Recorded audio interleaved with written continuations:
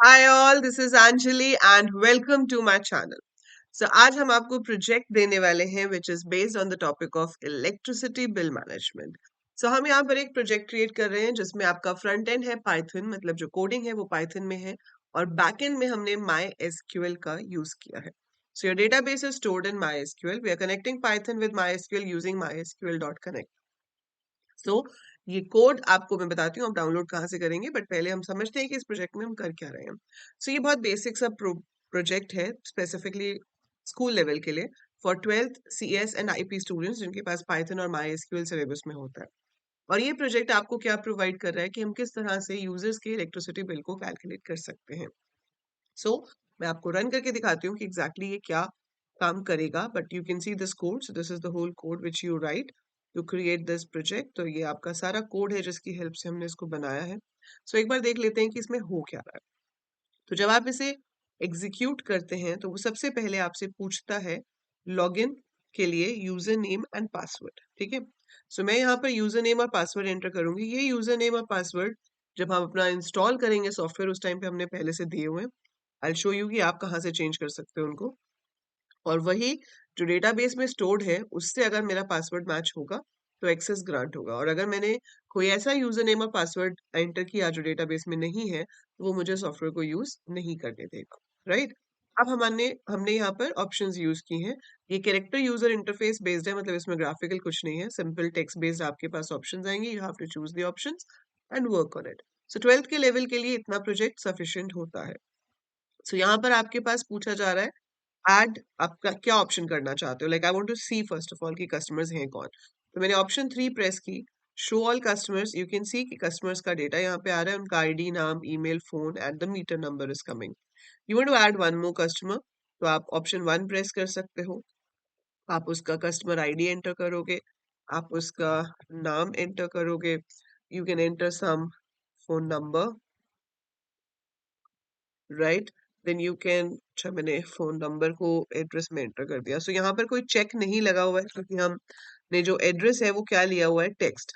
Text में हम कुछ भी एंटर कर सकते हैं, सो दैट्स वाई वो उसको एक्सेप्ट कर लेगा. बट आप चाहो तो चेक्स लगा सकते हो फोन नंबर पे कि जैसे 10 डिजिट ही हो, उसके अलावा ना हो. All that conditions can be added. वो हम कभी भी इसमें इफ लगाकर चेक कर सकते हैं. तो मैंने यहाँ ईमेल ले लिया and now I need the meter number. मैंने मीटर नंबर एंटर कर दिया. It's added successfully. अगर आप शो करोगे तो आप देख रहे हो एक और यहाँ पर ऐड हो चुका है और ये डेटाबेस में भी ऐड हो चुका है. That is the work of the project की डेटाबेस में भी उसको ऐड कर देगा. आप इसमें से किसी कस्टमर को डिलीट करना चाहो तो डिलीट एन एग्जिस्टिंग कस्टमर पे जाकर डिलीट भी कर सकते हो. ठीक है, वो आपसे कस्टमर आईडी पूछेगा. अगर वो आईडी है हमारे पास तो वो यहाँ से डिलीट हो जाएगा. जैसे अगर आपको ये सेम डिलीट करना है तो यू कैन डू दैट. चलो, अब ये तो बात है कि कस्टमर की डिटेल्स हम मैनेज कर रहे हैं. अगला काम क्या है, बिल जनरेट करना. मैं कौन हूँ, मैं एक पर्सन हूँ जो इलेक्ट्रिसिटी बिलिंग डिपार्टमेंट में जॉब करता है. I am using the software. मुझे बिल जनरेट करना है. मैंने यहाँ पर मीटर नंबर एंटर किया कि किसका बिल जनरेट करना है. मुझे M03 का बिल जनरेट करना है. Enter the date of bill generation. Date हमारी कैसे आती है, we write the year, then we write the month. और आज हमने मान लो 10 तारीख को बिल जनरेट किया. Number of units on the meter right now is 1200. पिछली जो यूनिट्स थी वो 800 थी. तो 400 यूनिट्स हमारी कंज्यूम हुई है जिसके अकॉर्डिंगली आपका बिल आ रहा है. बिल में हमने यहाँ पे डिफरेंट कंडीशंस दी हुई है कि भाई अगर कम यूनिट्स कंज्यूम हुई है तो रेट ऑफ पर यूनिट कम है. जैसे जैसे यूनिट्स बढ़ती जाएंगी पर यूनिट चार्जेस बढ़ते जाएंगे. That all is coded in the project और ये आपको कोड करके दे रहा है. Enter the due date of payment. हम यहाँ पर एंटर कर सकते हैं what is the due date of payment. Press enter. Bill is generated successfully.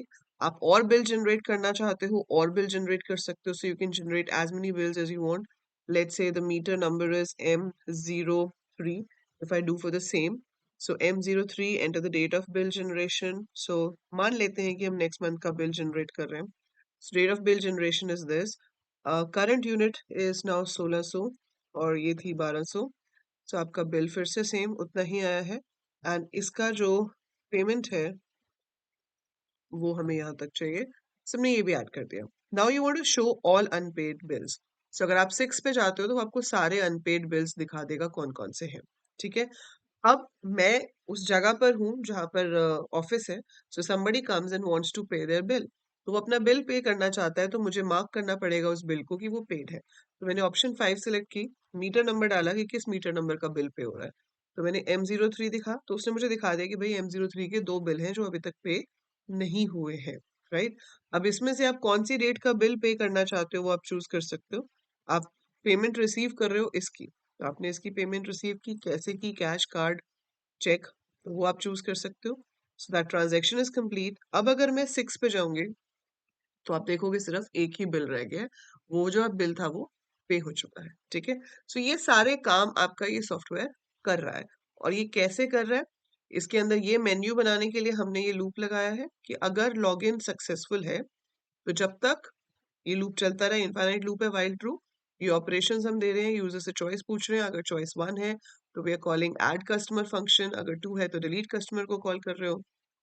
ठीक है? So we are calling the respective functions. So 3, 4, 5 में हमने अलग-अलग ऑप्शंस पे अलग-अलग फंक्शंस को कॉल किया है और ये फंक्शंस अब हमने यहाँ पे बना रखे हैं। So we have made the functions कि पे बिल कैसे काम करेगा।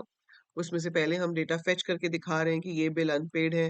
फिर जो बिल पे हो जाता है उसमें बिल का हम पेड वाला एक हमने कॉलम लिया हुआ है जिसका वैल्यू बाय डिफॉल्ट नो होती है। जब वो पे हो जाता है तो हम उसको येस कर देते हैं। ठीक है? ऐसे ये शो अनपेड में जैसे आप देख सकते हो मैंने लिखा है select star from bill where paid is equal to no. तो अगर पेड नो है वो सिर्फ उसी को ही दिखाएगा। अगर पेड येस हो गया है तो वो उसको नहीं दिखाएगा। ये आपका इलेक्ट्रिसिटी बिल कैलकुलेट किया जा रहा है डिपेंडिंग अपॉन द यूनिट्स और फिर वो आपके बिल टेबल में जाकर सेव हो रहा है। तो जब आप ये प्रोजेक्ट बनाते हो इसके ऊपर आपसे वाइवा में बहुत सारे क्वेश्चंस पूछे जाते हैं। सो पहली बात तो आपसे ये पूछा जाता है कि आपके टेबल्स कितने हैं। तो हम यहाँ पर 3 टेबल्स का इस्तेमाल कर रहे हैं और वो 3 टेबल्स कौन से हैं? एक है यूजर्स टेबल, ठीक है? यूजर्स टेबल क्या बता रहा है कि हमारे जो यूजर्स हैं वो कौन-कौन है। ये फाइल है आपकी इलेक्ट्रिसिटी अंडरस्कोर डीबी। इसके अंदर आपके पास ये टेबल डेटाबेस सब हमने क्रिएट किया हुआ है। सो आप जब इस प्रोजेक्ट को डाउनलोड करोगे तो आपको एक ये फाइल डाउनलोड करनी है और एक मेन वाली डाउनलोड करनी है। ये फाइल आप एक ही बार रन करना अपने कंप्यूटर पे एंड बाकी टाइम आप सिर्फ अपनी मेन वाली फाइल को रन कर सकते हो अपना प्रोजेक्ट चला के देखने के लिए। मैंने बाय डिफ़ॉल्ट ये 3 यूज़र नेम पासवर्ड लिए हुए हैं, आप इनको बदल सकते हो। आप इसकी जगह पर सिर्फ ये नाम और पासवर्ड में अपना जो देना चाहो दे सकते हो। रेस्ट आपको इसमें कोई चेंज नहीं करना है। It will create your database. So we are using 3 tables in this users जिसमें यूज़र नेम एंड पासवर्ड है, कस्टमर जिसमें कस्टमर की डिटेल है और बिल टेबल जिसमें आपके इलेक्ट्रिसिटी बिल्स जो हैं वो स्टोर होंगे। सो ये इनका स्ट्रक्चर है। सो यू शुड नो कि कौन से टेबल्स हैं, उसमें क्या-क्या कॉलम्स हैं, ये आपको पता होने चाहिए और आपका प्रोजेक्ट क्या-क्या ऑप्शंस प्रोवाइड कर रहा है, वो मैंने आपको दिखाई दिया अभी कि कौन-कौन से ऑप्शंस प्रोवाइड कर रहा है। ऑल्दो आप कोड यहाँ से ले रहे हो बट स्टडी इट प्रॉपर्ली, इसको अच्छे से समझो क्योंकि आपके वाइवा में इस क्वेश्चंस मतलब इस प्रोजेक्ट के ऊपर बेस्ड कुछ भी पूछा जा सकता है। सो जब तक आपको इसकी प्रॉपर नॉलेज नहीं होगी, आप आंसर नहीं कर पाओगे। So go through the code thoroughly. मेरे लेक्चर्स हैं कनेक्टिविटी के ऊपर, आप वो देख सकते हो। I will be conducting live doubt clearing sessions also so you can ask in that as well.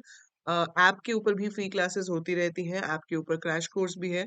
So if you are interested you can download the app and you can join the classes over there as well. तो ये दोनों का link आपको मैं description में दे रही हूँ।